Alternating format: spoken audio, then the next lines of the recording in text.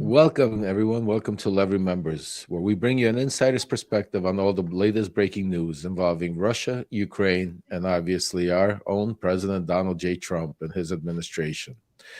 Today on Levy Members, we have a very interesting topic, and not only interesting topic, but we have a really great panel of guests that are, going to come in and give you some insider's look and great perspective. The question is Donald Trump actually aiding peace, or is he willingly or unwillingly helping Russia launch phase two of the Ukraine invasion? Now, today, my guests and on the panel, we have Alex Bolbeer. He's runs the Voice of Ukraine. He is a dedicated volunteer from Kiev who lives in Kiev and will give us a perspective on the ground, who has been helping people in Ukraine since the start of the Russia's war against Ukraine, tirelessly supporting those in need.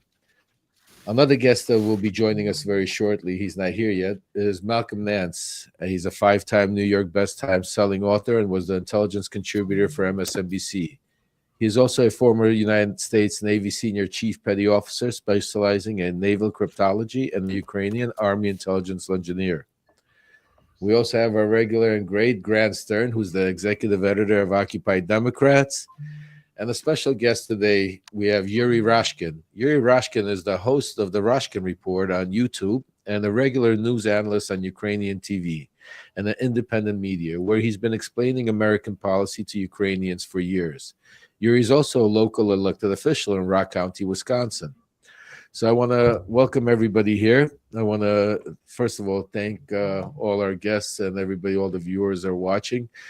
We're going to try to give you a really insider's look of what's going on. I'll start off with this. I mean, listen, guys, in America right now, we have a lot going on. We have tariff wars. We have our markets crashing, talking about recessions. And I mean, we're literally talking about invading Canada, Greenland. This is the stuff that's happening here in the United States. And we could talk about any one of those subjects and have a space. But I really chose the topic of this one, which is very, very important, I think, and is what's going on. Because yesterday there was a meeting that happened in Saudi between the Ukrainian delegation that was run by Chief of Staff Andrei Yermak. And I don't know if you guys know, I know Andrei Yermak very well. I actually led our conversations and negotiations back in 2019 with Andrei when we were putting pressure on Zelensky to make an announcement into the Bidens.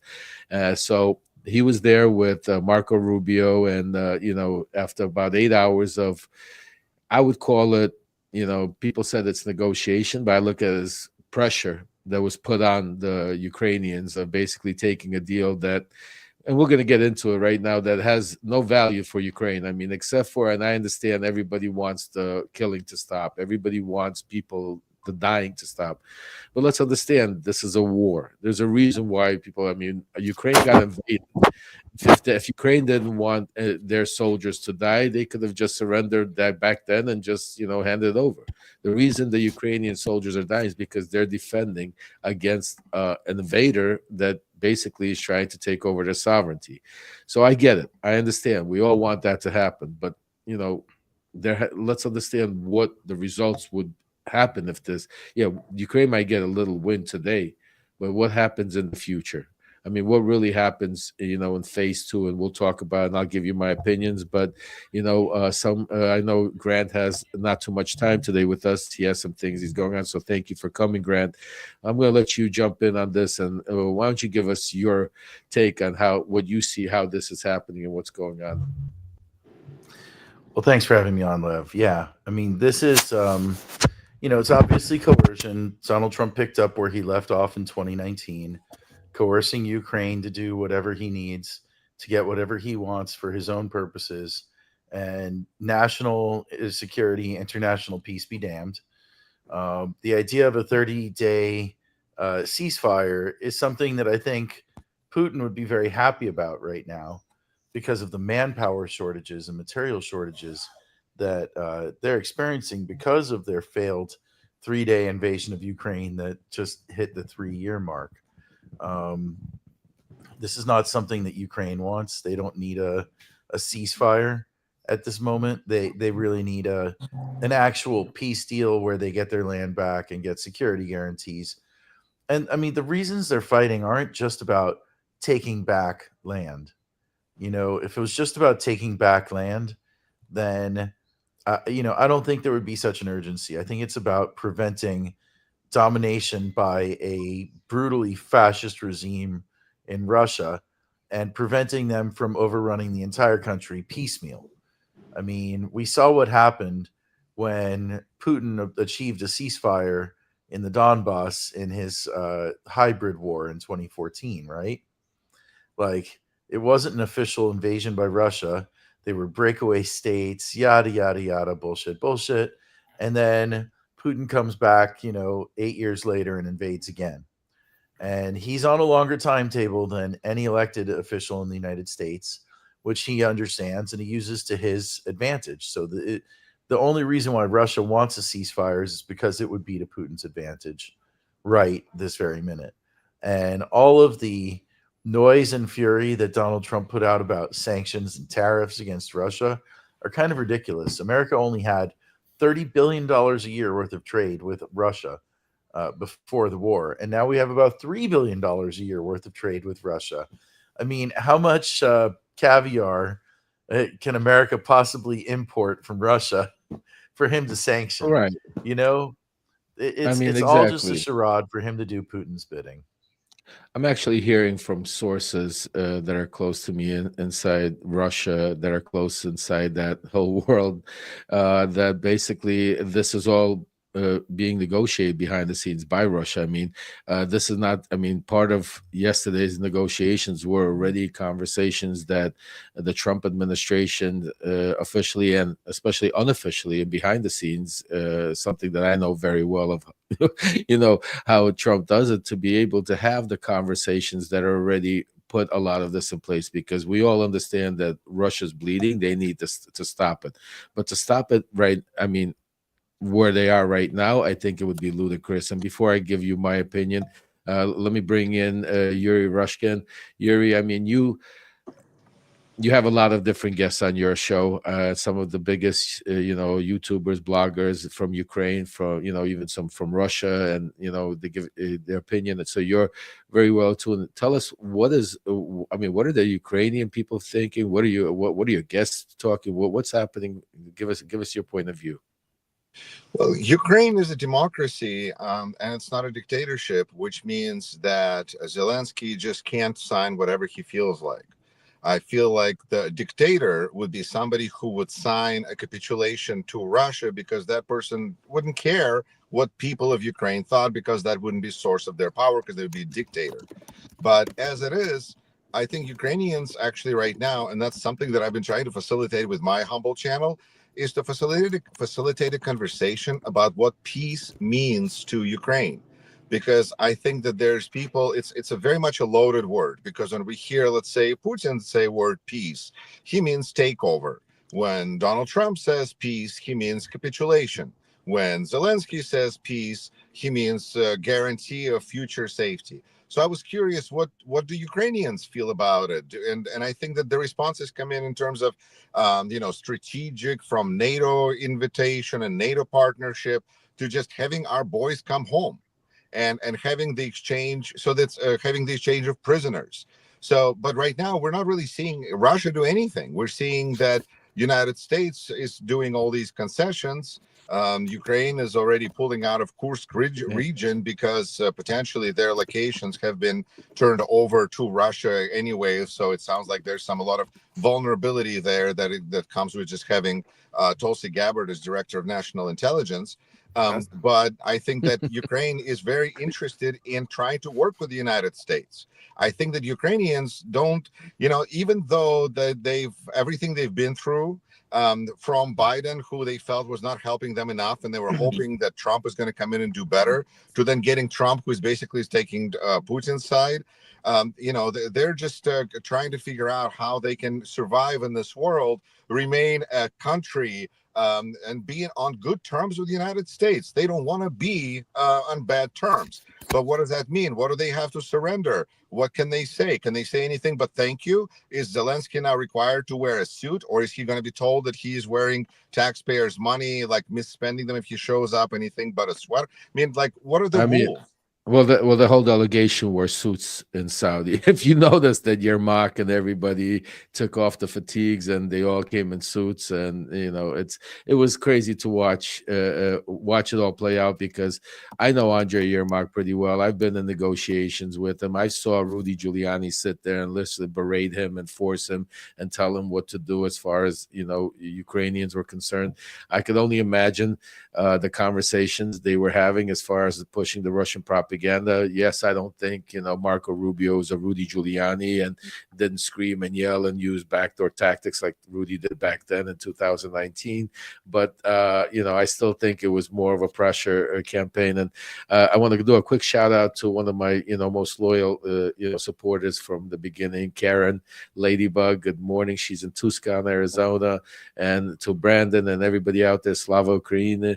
And we have a very special guest on here today, Malcolm Nance. I told you about him. I mean, I'm going to do it one more time because he's so special. Malcolm is a 5-time New York Times best-selling author and was the intelligence contributor for MSNBC. He is also a former United States Navy senior chief petty officer specializing in naval cryptology. And most of all, he's a Ukrainian Army intelligence international engineer. So, Malcolm, welcome to Love Remembers. We have, I don't know if you heard some of the viewpoints, but the topic of the conversation is, we had these talks going on yesterday in, Saudi Arabia, and they came out, and now everybody's talking about, we have the cease deal. We're supposed to be happy.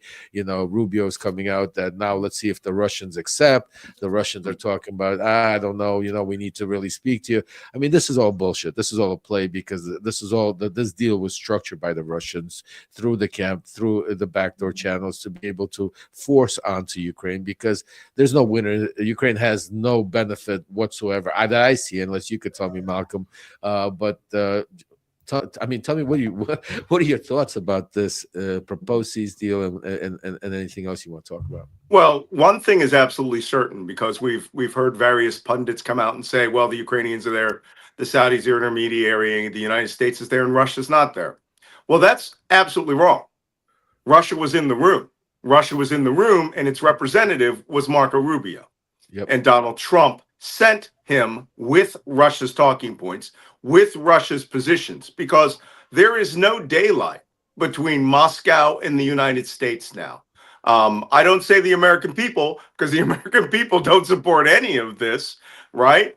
This is Donald Trump and his bizarre relationship that he has with Vladimir Putin. And trust me, you know him. I've written 4 books about this, 4 times bestsellers about his relationship with Russian intelligence. No one's going to figure this out until, some vault at the Kremlin opens up. But the United States went to Riyadh with Russia's playbook, with Russia's intent. The rumors that were coming out about America said, or America believed or hinted, that Ukraine was going to have to give up territory, not the 2014 borders, not even the 2022 borders, but the 2025 current state of the battlefront. And that means that Ukraine is going to be pushed into a position where, and one thing, I'll just make a quick aside, because we all know, you've been to Ukraine or are Ukrainian, Ukraine's never going to agree to this. Never. That's what I was going to say. Person in Ukraine is going to agree with this.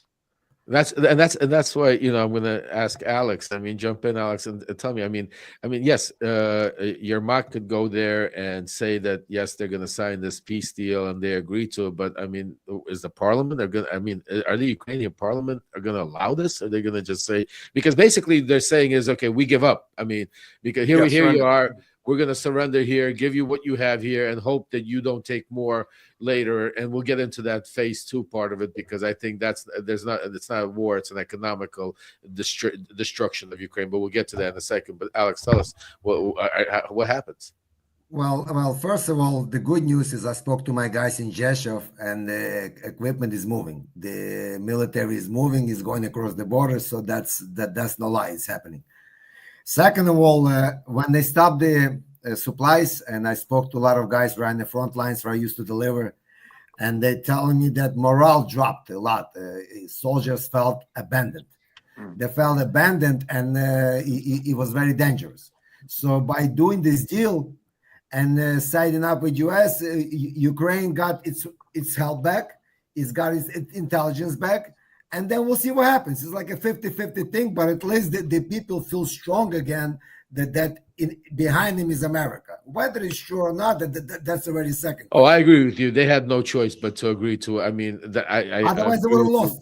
Otherwise, yeah, I mean, morale was down. oh, I agree with you. I mean, Grant, jump in. I mean, I know you have a lot to say usually, and I know you have to leave. So why don't you tell us your thoughts on this?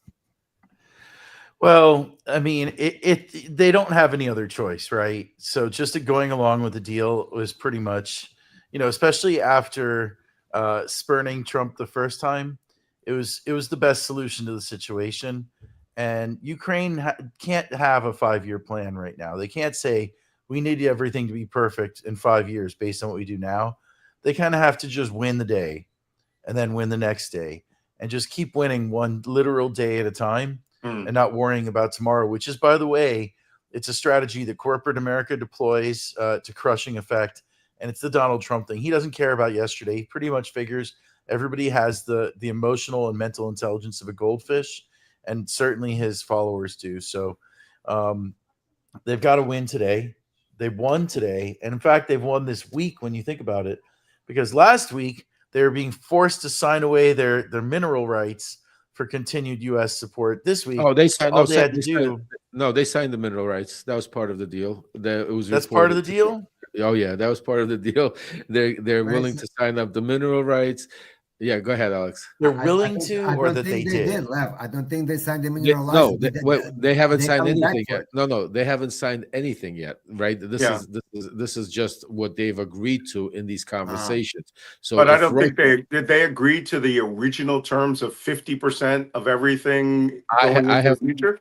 I have not seen the deal yet, and I'm waiting for a phone call to verify. So I'm not gonna, go into it right now. But as soon as we do, I'll let you guys know definitely. And let the audience I just feel know. like that would be a massive PR talking point for one Donald. But I can tell you, it's 100% mineral rights are part of this whatever cease deal, whatever this Donald Trump deal is. It's basically being made as a win for Donald Trump, because listen, he gets the win if all of a sudden he can run around and his mega crowd could say that the fighting has stopped, because nobody cares what's going to happen a year from now, 2 years from now, or could even see that far in that crowd to realize that what the next steps would be by Russia, because Russia doesn't want to keep fighting. Russia's already got what they want, guys. Russia's already taken over all the territories that have all the 90% of all the mineral rights in Ukraine. They've strategically aligned the bridge in Crimea, have taken over the bridge, the Crimea as a territory, Lugansk, Donetsk, and 20% of the territory. Russia's good right now. The rest they could do economically. So I'll give you a scenario. I mean, tomorrow we have a ceasefire. Russia doesn't need to go fight or send more people there, because Ukraine right now is an economic. It's like when Trump pointed out to the Gaza Strip, a lot of part of Ukraine is no different than that. It's destroyed. Their infrastructure is heavily, and Malcolm, you could stop me, or Yuri or Alex if I'm saying something wrong, is completely. I will only clarify one thing, because I literally did a poll on my stream last night, and a lot of my viewers are in Ukraine, and I asked them, do they think that Putin will accept the ceasefire deal or not? And their response is like 85% no, he will not. No, he will not. So I think Ukrainians are about 15% think that maybe there's a chance. Well, let me give you my thought on that, and then Malcolm, maybe you could jump. No, he will not accept the deal right off the bat, because it would just be ludicrous. It's not good business. Everybody knows this is what they're offering now. Obviously there's room for negotiation. So obviously I think there's going to be a little bit of negotiation going back and forth. But at the end of the day, I think Putin is going to come to an agreement on majority of part to give Trump the win, give himself the win. And I don't see any win for the Ukrainian people on any part of the ceasefire, unless, especially one of the main things that I'm hearing, that part of the deal, they don't have the United States support. It would still have to be, and I think where the Ukrainian people are right, where I think the stickler, and Malcolm, I think this is something up your alley, is Russia has a problem with who's going to oversee it. Who's going to be the peacekeepers that are going to be sent in there to oversee the ceasefire? Russia doesn't want the Germans. Russia doesn't want the UK, and The America is British, not right? the British, right? Lev, And America. Yeah. I'm sorry. And I want to add a little correction. When a lot of information has been coming out that Ukraine is destroyed, that everything's down, that's a BS. yeah, that's BS. Because it's not Okay, destroyed. great. The Yeah, that- only parts, I mean, I've been there. The only parts that destroyed is Donetsk area, and even Pokrovsk area was okay until recently. Mhm. So Dnipropetrovsk and further up, it's all running. The city is full, the business is full, Yeah. everything is running. As far as the minerals, they only got about maybe a big percentage in Donetsk area. The rest of Ukraine, like in Lviv and all those areas, that's not touched. Over there, it's like there is no war except the sirens. Right. That's Yeah, it. that's But Alex. I Ukraine think. is not destroyed. Yeah, The I only think part it's that destroyed is where the war was. I'm sorry, Malcolm. Go ahead. because Donald Trump, every time he and that idiot JD Vance talk, they say Ukraine's destroyed, all the cities are destroyed. And as I explain it every time, the country is 18 hours driving nonstop wide. The war is in the last 30 minutes in the southeast of the country. That's the occupied areas. Before pre-war, I went to Avdiivka, and they've only just taken that space. And, parts of Zaporizhzhia, we all know the areas that they are. But he is putting out deliberate misinformation to the American public to create the impression that every city in Ukraine is Mariupol and that he should get a Nobel Prize for going out and saving. No, this is not, Lev, that's what he's shooting for. He's so angry over Obama's Nobel Prize. Yes. That this is about, I will be the peacemaker. The first time he tried this BS was 1987 when he wanted to be the negotiator for the START 2 ballistic nuclear weapons talks. And he said, I could get the Nobel Prize. This man has got, as you know, a mental defect. And if he has to let civilians die in Ukraine, he will. Yeah. And my question is, how much You brought up- pressure can be applied to him so that he would do the right thing and still get his peace prize? Look, you brought up the Reagan era. Zero, and exactly. the Cold Zero. War. But I think you're missing the war here. This is a World War II scenario. And that makes Donald Trump exactly what he is. He is the great appeaser. Okay? If Reagan was the great communicator, Donald Trump is the great appeaser. Yeah, we all believe that because he is literally the deputy of Vladimir Putin, not Medvedev. It's Trump who really embodies the spirit of what Putin thinks a Western oligarchy should be. Trump and Musk are executing Alexander Dugin's repolarization of the world, giving Europe, the Eastern Europe, as their pole, and then taking Western Hemisphere as the American pole. And you add on top of that crazy. Yeah, but Russia's not giving the whole Western Hemisphere as an American pole. They don't Let's have look to at Venezuela. That's a big toehold for them, and still Cuba as well. Oh, So, don't worry. Trump will try to negotiate peace there too. Yeah, right? Do you Venezuela, think 100%. Do you think know what it Trump is? will try It's to that- give Alaska back to Russia? I got enough problems with Canada, so don't be starting that. Canada, God. Greenland, we have. Nope, I mean, it's not hey, a listen. joke. You know what? Greenland had election yesterday. you Greenland know had what? elections yesterday, and I believe the independents won. They're going for independence. Yeah, brilliant idea. Yeah. No, the great appeaser is, I mean, he's really out there stirring up all the problems, but this is what Steve Bannon promised. He said they want to bring back the 1930s. Oh, yeah. Good times, everybody. Good times. Well, But that's depression.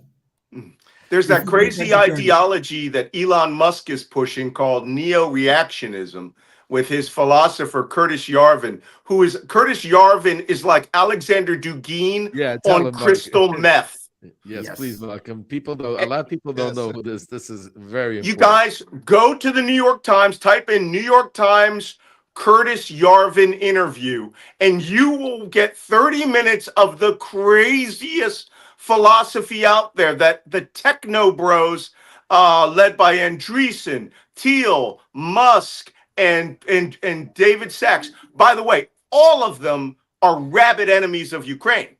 Okay, especially Sachs and Musk, and these guys believe the United States should be run by a technological Silicon Valley-led dictatorship, which somehow it But not jives with unelected exactly what's bureaucrats, happening. right? What's that? No, Not an unelected bureaucrat. Tech and they bros. believe that the destruction of the physical government, including getting rid of all government employees, in a strategy he titled Rage, removal of all government employees, should have been the first job of Trump. And lo and behold, it's exactly happening. They want to replace physical workers in government with Elon Musk AI. And it's happening right before our eyes. Well, But they're they also also believe that the United States should annex Canada and Greenland. Funny. Where have I heard that before? I was going to say. Curtis Yarvin, right? Yeah, Curtis Curtis Yarvin And is they kind want of, to I turn the consider him White to be House more of into a a, Tesla dealership, which was very, I mean, I don't think it's effective, but they certainly accomplished their goal there. Look, these people are nuts. yeah, I Nuts. consider Curtis Yarvin to be more of a kind of fig leaf for people who are trying to do things that they want to do to expand their power. Because if you listen to him, he doesn't make much sense. And Yeah. I mean, it's, I actually just I was on a blog with somebody who had an actual discussion with him, and he was saying, on top of everything, he smells bad. But that's that's really irrelevant. Whatever. But I just think that his whole idea of butterfly revolution, which is built on this idea of these great men coming on the ruins of a civilization and somehow like being this amazing thing. Well, okay, it doesn't work if if the country is not destroyed. And I know that they're trying to destroy the country right now, but it doesn't. You can't be at the same time the burner and the savior. Like you Well, have I'll say to pick. this. You're right. And also look, this is what happens when you allow ideologues to take power, because they're married to these beautiful ideas of theirs, beautiful ideas that exist in their minds, right? But they don't exist out in the real world. And so, like you said, I mean, this is something that Naomi Fine. Klein, not Naomi Wolf, Naomi Klein wrote about in the shock doctrine, which Right. is this long-standing right-wing idea that if you tear a society down to its studs, then you can rebuild it better. There's only one problem with the shock doctrine and tearing everything down first, which is that nobody ever rebuilds anything better. Things get worse, and then they continue to get worse, right? Because once you remove the pillars of society and remove the things that created a positive status quo, not exciting, not as exciting as the beautiful vision of the greener grass on the other side, things fall apart. Well, and a they week don't come ago, back together better. the New York Times wrote another article about him saying Yarvin's fringe ideas are flowing all throughout Washington. They are executing the strategy of the destruction of government right now.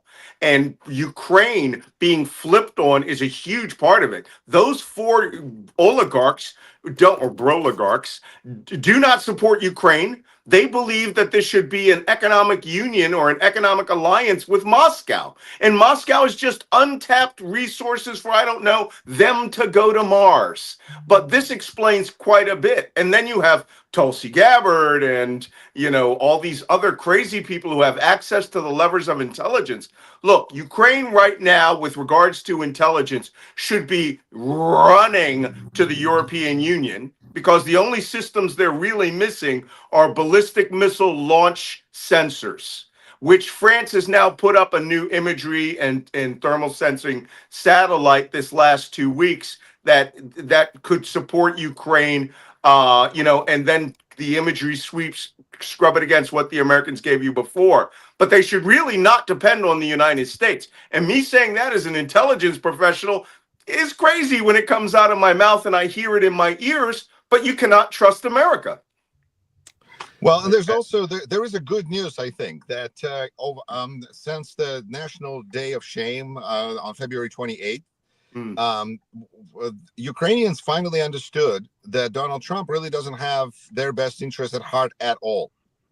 And I think that's been very useful for me as somebody who's been in the Ukrainian media space, trying to persuade them that Biden was not trying to destroy Ukraine and that Trump was not going to be better. And now Donald Trump made it so crystal clear that clarity, I mean, it's just been really impressive. It's almost like explaining to people the difference between a flat earth and a round earth. Like there's a, when they think that Donald Trump is going to be helping them, then it's like they're living on a flat earth. And I'm like, there's a problem. But once they at least figure out the reality, I feel there's hope. No, there's definitely hope. I mean, listen, we all. One thing I could tell you from people that know Donald Trump, it's like it's the bad part and the sad part is that you're going to go through some things. We're going to go through, and we're going through them, as you could see him. But the good part is that just let him go for a little bit longer, and he's going to, people are starting to see. I mean, I've been watching a lot of the social media rants and everything, and I'll tell you, yesterday, and Grant, tell me if I'm wrong. I mean, there was a major divide between Trump, MAGA, and a lot of Trump world on a couple of issues. First of all, I won't even go to the Epstein stuff and Pam Bondi and, being attacked and what's happening, and they're trying to hide that. But, yesterday when Trump attacked Thomas Massey, I saw a major rift. I saw people coming out there saying, listen, I've supported Donald Trump. I'm with Donald Trump, but I want to know. I've seen spaces yesterday held by hardcore megas that I've got on in the space that was called, is it Trump first or America first? So it's interesting to watch, and that's just one guy. I mean, and remember with the Congress the way it is, and as closely as just think of one more vote, two more votes, and that's it. I'm saying it sways one way or the other. You start attacking guys like Messi, and you saw Messi come out, really going at it with Trump. I mean, you're going to start losing it. I think more and more support, especially with the pressure that a lot of the people are doing. They stopped doing these town halls, but it doesn't mean that the people are not calling their congressmen and senators and putting pressure on every day, which I think is happening in droves because of, a lot of the craziness we're seeing here, not specifically maybe of what's happening in Ukraine, but we have enough of our own craziness. Go ahead, Malcolm. I think we also see this major split that's happening between Steve Bannon and Elon Musk. Oh, big time. Yeah. And absolutely. that is where I find it fascinating, because I wrote so much about, in my first book, Plot to Hack America, I listed him as one of Putin's philosophers. I mean, he was so closely aligned with Dugin that he was Dugin's, evil shadow student, right? The up and coming Darth Vader. And now I think he sees that belief in, that the vision of neo-Eurasianism, taking that part, and Steve Bannon being the philosopher king of the the Western MAGA world, being shattered by these young guys and guys like Yarvin controlling Elon Musk and this new broligarch philosophy, wiping out everything MAGA stood for and literally controlling the United States. I think he's terrified that he's going to become a second-class citizen. It has been. I think there's an interesting difference between America and Russia in this sense, Mr. Nance, because in Russia, and left, Alex, correct me, there's like a designated grade one. There's the great philosopher, the great writer, the great ballet dancer, whatever. And in America, we actually have a constant competition. There's always the next Curtis Yarvin, the next this, the next that. And that's kind of one of the differences, because Dugin's been there for a long time. He is a designated, because designated means dictator, means for life, ruler for life, like Putin. It supports that whole vision. And we always have this competition for the next greatest burger, so we'll see. Yeah, that's true, except that Musk is the world's richest man, who hopefully is going to start hemorrhaging some money enough to get his attention. But I think Musk has his eyes on the prize, which is that he is president, and that he will destroy enough government and automate enough in his name using his systems in order to control it forever, no matter who is president. Now, of course, the only thing that's stopping him is the one thing that Putin himself told Trump about, which is be careful that there is not a color revolution, that there isn't a revolution of dignity, or a tulip revolution, that people power wipes out all of your representatives, seizes control of your government, and I've heard people just in the last couple of days like it would be an awful shame if SpaceX headquarters burned to the ground, or if Tesla headquarters were occupied, and that we have a national name and shame of Elon Musk right after Social Security crashes. But that's the Right? crazy part, Malcolm. And then you see Trump coming out literally yesterday and now saying, I mean, he's praising. Just let's think about this, everybody, for 1 second. Just think back. He's praising January 6ers, pardoning January 6ers, and saying it was okay to attack the Capitol. It was okay to cause an insurrection. We're gonna wipe that out of our history.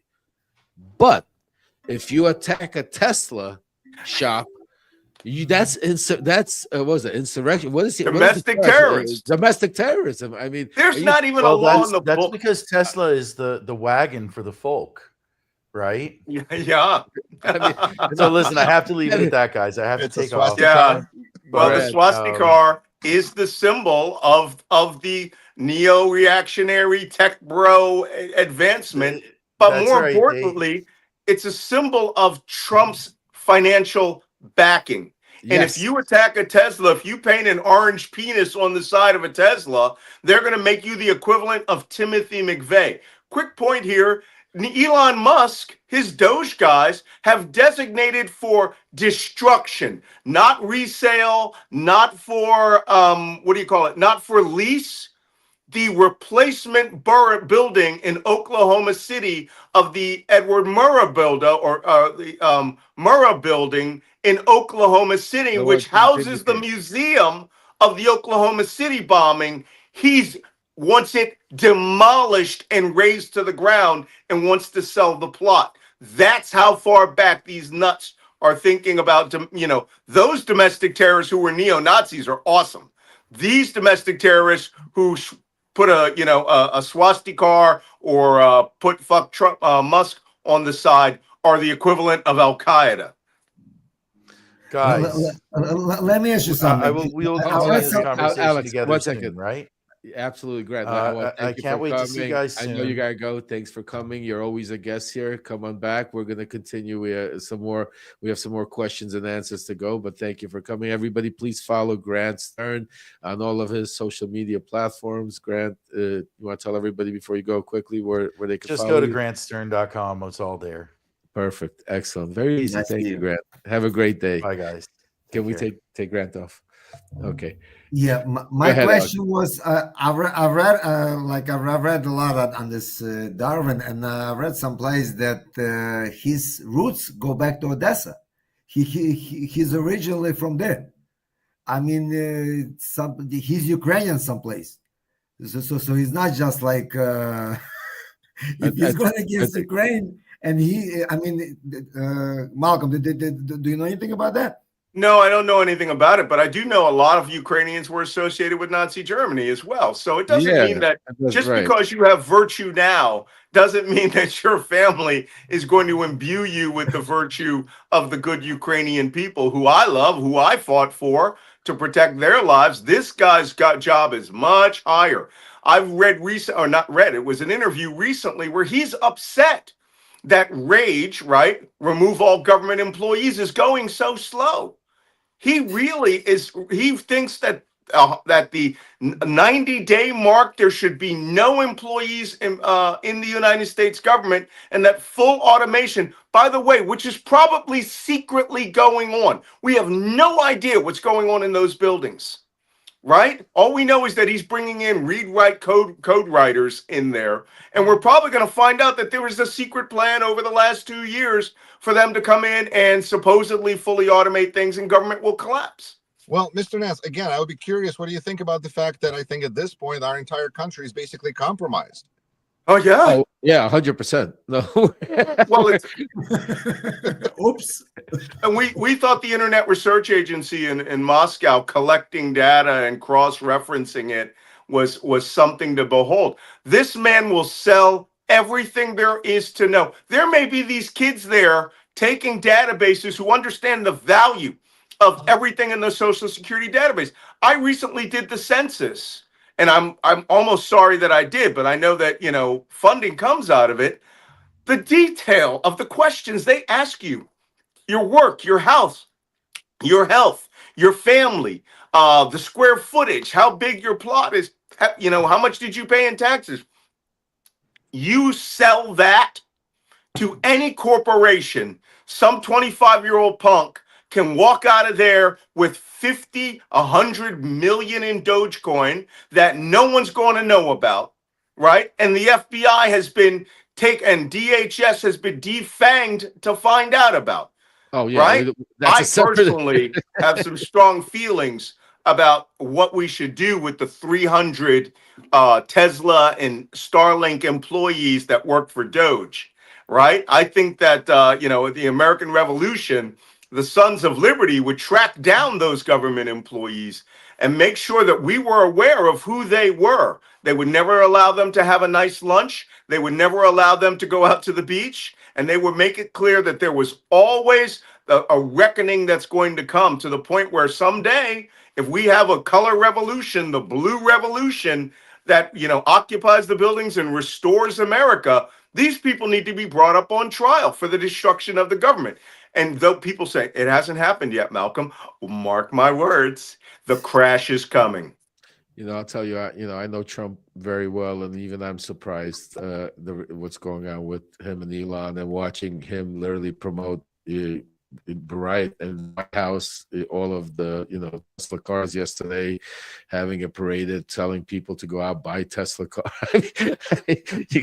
You really can't. I mean, this is the president of the United States of America doing this. So I mean, and I don't even know like how you could even compile it. But I'll tell you, the second part of the question in today's topic, and I think is also just as important, because I think we all agree that Ukraine, first of all, probably is not going to sign this. Russia's probably not going to sign this. This is just another headline, and we're going to see more, a lot more going down the road.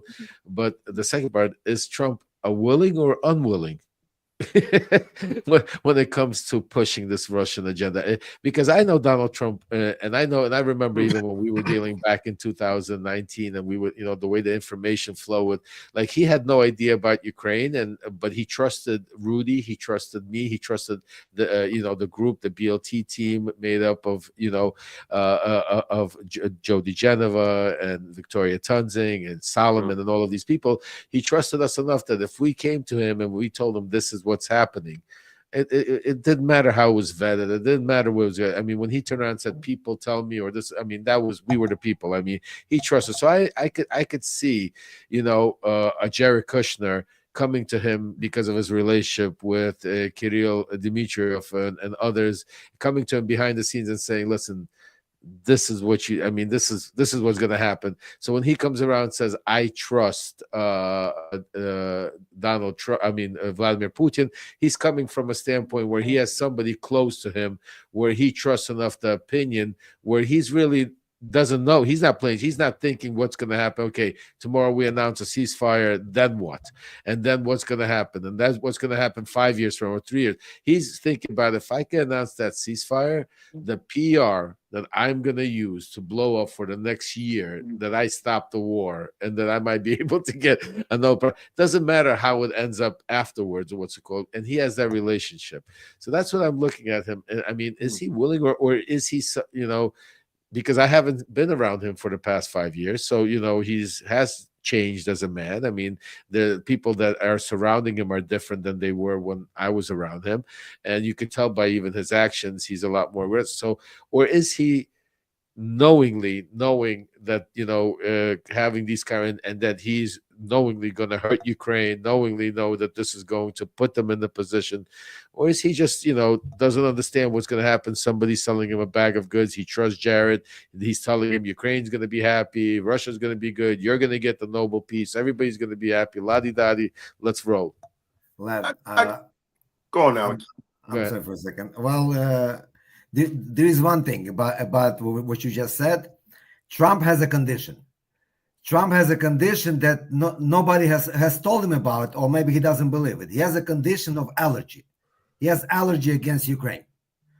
And Yeah, it's more than allergy. I know personally. no, Believe no, me, no. I'm the one But that's yeah, everything that has to do with Ukraine, it started with you. Then it started with Zelensky with the before the elections, and now again. And the first time he dealt with Ukraine, it cost him an impeachment.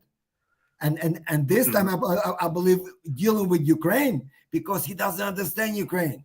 Oh, and he Ukraine has. is 10 I times agree. smarter than he is. And, Well, I everything is a strategy. So I believe Ukraine is going to be his fault. It's going to be his biggest fault because I don't think he'll ever get Ukraine to do what he wants. That's Malcolm. my So what do thought. you what do you think, Malcolm? Do you think is I he knowing it, or is he just listening to Jared or somebody and just running with it? look, I tell you, always look at this two positions, either geopolitically, of which we know the man is a moron, so let's just set that aside. And from an intelligence perspective, I always start. We always, we always look for the who, what's, when, where's, and how's. But the question every intelligence professional is basing all of our collection on is why. Why is he behaving this way? Why did he come out with this big push? I'm going to end the war in one day. Yeah, okay, Nobel Prize talk aside. There's got to be Well, I an know why. unlimited bucket of money out there that he has not tapped. And Oh, if someone's absolutely. promised to make him the third richest man in the world, what? There is money here at play that we are not seeing. Will Russia, put all their money into his Bitcoin reserve or what? But there is money here that that Well, supersedes you hit it on. everything. You hit something very important. And Bitcoin, we're not going to go into it too deep Ah, right now okay. because I have some information I'm waiting to hear back from. But I think there's a lot going on with this Bitcoin thing, and people haven't noticed exactly. Trump has gotten really deep into this Bitcoin reserve. The people he surrounded himself, the David Saxes of the world that are very close to all these Russian. Or you gotta understand, people don't realize the relationship that Silicon Valley has with Russia when it comes to the financing. Most of these Retired. companies were financed by Russian oligarchs, and when they're financed by Russian oligarchs, they're financed by the Kremlin because you don't become a Russian oligarch because you just, you're, it's a free country. You become a Russian oligarch and because you are given that path because you are part of the system that's in Quick, play. quick question. Yeah. Is there a fee that Trump is going to get for bringing Russia back into the regular world, lifting sanctions, return to the G7? Oh, absolutely. He That's my started. prerogative. Well, it Yeah. started already with the gold card. Just think about what he's doing. I mean, who is going to pay that money? You're going to have Russians that will buy 10 gold cards for each one of his family. Just like, remember, his motto back in the 90s and 2000, it was his apartments. You had Russians come in. How did he get bailed out? You had Russians that when the fall came down, they would come in here. And that was a big part of it. I saw it happen. You'd have one guy buy 50 apartments, one guy buy 40 apartments. They were buying apartments, and Trump never seen something like that. Here, you're hard to sell one apartment. These guys were coming in buying 20, 30, 40 apartments at a clip because of the money was, flowing left and right. Same thing here right now. They could do the same exact thing, but now it's not apartments. You understand what I'm saying to you? So listen, I truly believe that knowing Donald Trump, I don't think this is some genius mastermind plan. Yes, he sees dollars. He's being offered, just like with the Gaza Strip, over there he sees the Trump hotel casinos. He sees a different world. With Ukraine, he's been sold that there's minerals and that there's stuff there that he could, exploit and bring back. He feels his relationship and strength with Russia. And again, I think this cease agreement is strictly more important for Russia than anybody else because Russia needs to stop this yesterday. For them, this would be the biggest win, no matter how they could be talking this way or the other. But to stop right now where they're at with the terms, the way again we haven't seen the whole terms, we haven't seen the whole agreement, but just watching, just from what's been breaking and the things that I've been hearing from my Ukrainian people that have been on the inside, I mean. Again, we said in the beginning, I don't see how the Ukrainian people, the parliament accepts it, how it moves on. I also don't see how it benefits Ukraine in any way by just basically allowing Russia to, stop where they are, just surrender. It's basically surrendering, because if you and you're military specialist, Malcolm, because if you give the other side, if you give Russia right now that's being bombarded, because think about it, folks, 3 years ago we were talking about Russia taking over. We were saying about 3 days Russia, Kiev is falling. Then we were talking about, Ukraine would never be able to sustain this long. Guys, now we have Ukraine taking over a region of Kursk. We have Ukraine drones hitting big parts of Russia. They're destroying their refineries and oil fields, but we don't hear about this here. So you don't hear about the things, the progress, and what's going on, and how for Ukraine. So Ukraine, there's no benefit of stopping it right where, yes, if Russia leaves, if there's, different circumstances. So this is a win-win for Russia and for Trump. And I really hope and can't see, Yuri, you wanted to add to that? I do. I feel like, if I can summarize, I've been asking my viewers again, do they feel that Trump is a degenerate or Putin's agent? Kind of, which is it? And people, of course, are going, well, why can't it be both? Yes. And I'm going, well, no, I'm asking you to make a decision. That's a good one. And right now it's about 50-50. Which means, and it used to be a lot fewer people thought that he was Putin's agent. And I find that Putin's agent to be a very good permission structure to get people out of cult of personality of Trump. Because when they realize that he works for Putin, that seems like a way where people go when they see all the things that Trump has done wrong, that they have to justify over and over. When it gets to the fact that Trump always says, I want to have good relations with Putin, and that's his first goal, and everything he does with Ukraine, I think that is really driving people off a cliff, kind of like as far as cognitive dissonance is concerned. So I see also some real hope there. But the fact that Trump really cares about relationship with Putin simplifies, I think, a lot of calculations. I think it just really shows that, he's probably going to be more than likely at Red Square on May 9th, because that's his goal. Because to imagine that Putin is going to be there with Xi Jinping, but without Trump, oh no. So I think that there's, we can see where the things are going if we just open our eyes.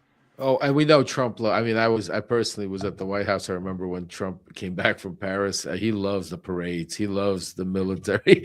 He wants the scary part. I did too as a kid growing up in Soviet Union, because that was the coolest thing on TV. The scary part is that he really wanted to have one here in the United States in Washington, D.C. And I even remember it went as far as he was being told that the tanks would destroy the streets. That it would be a cluster. It would just possibly, and he was just so upset because he wanted to show our military force and how powerful we are on the what's it called. So guys, I want to add one more thing to the subject of agent or an idiot. From some of my back channels, because I did some business in Russia before the war started and all, and every move he makes, they're going nuts over there. They do not know what to expect from him. Oh, because Russia, Because even if something they agreed on, they know that it cannot be. You cannot. No one said that he's a good agent. because he's a double all the way. Putin could be unhappy with him too. Well, because they don't trust him either. well, listen, guys, I want to first of all thank every single one of you coming. I know every one of you is busy. You have your own platforms, you have your own things you're doing, and busy schedules. It's a lot going on, so I appreciate you coming on Love Remembers to discuss the subject. I want to give each one of you a couple of minutes to be able to finish up with your little rant about what you think on the subject, and then definitely plug your projects, anything you're working on. So this way, because I think it's important for all the viewers out there to support all of us and all of the different platforms for us to be, because we're doing this not because we love this as a living and this is what we chose. Life just chose us to be put into this position to be able. I never thought, if you have told me a few years ago I'd be sitting here and Love Remembers podcast talking about this. No, I was dealing with oil deals and presidents, and so the world changed, and I think it's more of, like Malcolm said, this is a peaceful revolution, and we're doing everybody doing what they can, some go in the streets and and picket. Some, go on TV and do what they can. Each one of us does what we can to be able. So I appreciate each and every one of you, and I really appreciate all the audience. We have about 2,000 viewers right now, 1,900 that are watching, and I could tell you one thing, that please subscribe to all of these wonderful people. We're going to be getting some incredible news. I'm working behind the scenes. You have to understand, the chief of staff to Vladimir Zelensky is somebody I've dealt very closely with. There's people in the Ukrainian government that I'm very close with. There's people in the Trump world that I'm extremely still close with. And so I'm going to be working getting you the real deep down information. That's what we're bringing you here. So please subscribe and please follow us. So I'm going to give the first voice to you, Malcolm. Why don't you, start it off? Okay. Well, first, let me summarize by saying this. I know the Ukrainians. I deal with my battalion, 3rd Battalion Legion, every day. And due to Trump's intransigence, they just suddenly got a flush of support from European countries. The Czech people sent them $50,000 in one day to get new night vision. They're trying to push towards 500,000. They understand the assignment that Donald Trump is going to abandon Ukraine again. Zelensky is going to be invited back to the White House for a ritual humiliation. And they are expecting him to wear a suit, and they are expecting him to apologize in public to him, or it'll happen again. The problem is, I don't know Zelensky he's going to do, and he's not going to do that. He's not going to sell out the people of Ukraine. And even if, and I don't think that this ceasefire is going to happen, because it'll essentially become the surrender of the country, and the United States will start supporting Russia again. So that being said, come look at me at malcolmnance.substack.com. That's where I do all my deep dive analysis. I just had to woefully inform an international legionnaire who's one of my favorite, best platoon commanders, who's Canadian. I said, hey, bro, you may have to start your own international legion for the defense of Canada. I can't believe we're talking about it, Malcolm. I know, it's crazy. It's Canada. But all I can say is we have to keep on. I'm helping organize a protest in upstate for Ukraine here in upstate New York in another week or so. But Slava Ukraini is something you should be saying over and over to yourself. Yeah, absolutely. Geroim Slava. Alex, Well, I totally concur with everything that Malcolm said, and like, I'm gonna repeat myself one more time. He underestimates Ukrainian people. Because Ukraine is giving him only what he needs. I slept in Avdiivka under the missiles at least 10 times. I delivered there, slept in the basement, when every 20 seconds there's either outgoing or incoming. So those people, I came there with the armored vehicle to get them out when Russians were coming in, and they didn't want to leave. They want to stay there and fight. I've been through all the front lines, and it's all the same everywhere. So there is no way. Right now, Zelensky gave people what they need, and he said, sure. But and in the long run, I believe he's going to break his teeth when it comes to Ukraine. I believe it's going to be the cause of his downfall, because Ukraine will overplay him in the long run. I agree with you. All right, Yuri, bring us home. Tell us, what's your thoughts on all of this? Okay, let's bring us home, gentlemen. I think it's about trust. It's about trust, because what Donald Trump does is he's destroying trust in America. He's destroying trust in our economy. He's destroying trust in our alliances. And if we want to have a relationship with countries that will respect us, we need to be able to be people that people can trust. And if we can, and in the end, we are the people we've been waiting for. We have to do the work because nobody else is going to. And it's been an honor to meet Alex and Malcolm and to see Lev again. And I'll invite everyone to check out Rashkin Report if you speak Russian, or Rashkin Report in English. I could use a few subscribers if you speak English. And, tune in, support Ukraine. Ukraine loves Americans and wants to be friends with America. And Americans support Ukraine. So let's just keep it going. Thank you so much. And I'm going to go to the next stream. Go get him, Yuri. Slava Go get him. Ukraini. Героям слава. Героям слава. So Okay, thank Lev, you. thanks for having us. Thank you guys for coming. Thank you, Malcolm. Thank you, Alex, Grant, Yuri. So I want to say thank you for all the viewers out there that tuned in to watch the daily show of Love Remembers. Again, incredible guests, incredible panel. Unfortunately, it's a crazy topic. Never did we ever imagine that we're going to be sitting here talking about the United States invading Canada, the United States, starting tariff wars all over the world. So yeah, a lot going on. I want to definitely follow all our guests, definitely subscribe to all of them, but definitely follow and subscribe to Love Remembers, our YouTube channel. Get your alerts set because we're only getting started. I got a lot of things that are going to be happening that I'm going to be bringing to our subscribers that the media is not going to know. They're going to be covering us. They've been calling me and asking me for interviews, and I've decided to give it to you guys first. Let them break the news after I tell you guys what's going on. And definitely follow me on and subscribe to Lev Parnas on Substack. I'm going to be doing something special on Substack besides bringing you information like on all the platforms. But on Substack, we're going to be doing live Q&As where you're going to be able to interact with me and ask me questions, anything you want to get the answer. And also live interviews with some very special and very powerful people besides here on Love Remembers.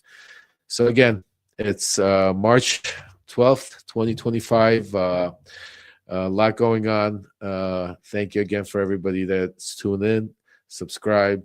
Love Remembers. Love Parnas on Twitter. Love Parnas on Substack.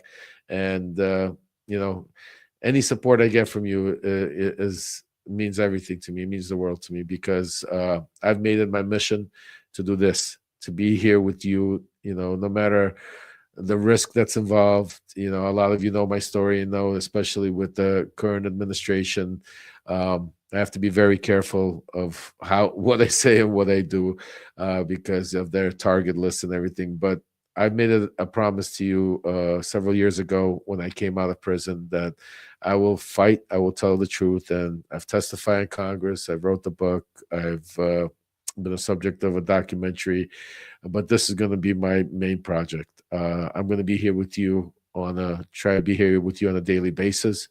I'm going to try to get you the inside scoop before you hear about it on CNN or MSNBC or Fox. You're going to hear it here first. And we're going to bring you some incredible guests. And like I said again, thank you and have a great day.